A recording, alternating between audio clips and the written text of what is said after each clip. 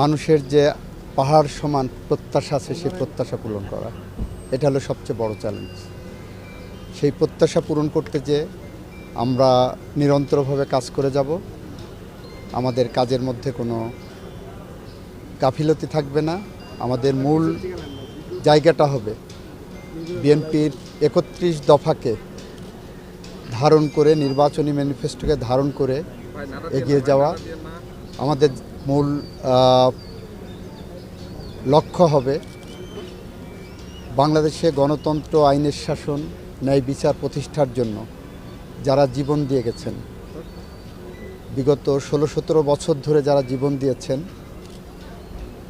জুলাই বিপ্লবে যারা জীবন দিয়েছেন, এ দেশ গড়ার জন্য ৭১ সালে যারা জীবন দিয়েছেন, তাদের প্রত্যেকের চেতনাকে ধারণ করে আমরা সামনের দিকে এগিয়ে যাব।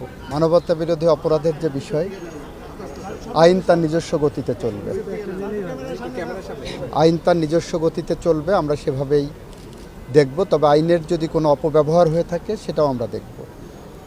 দ্বিতীয়ত হলো, আমরা যে শপথ নেইনি, কেন নেওয়া হয়নি সেটা দলীয়ভাবে দলীয় মুখপাত্র গতকাল ব্যাখ্যা করে দিয়েছেন।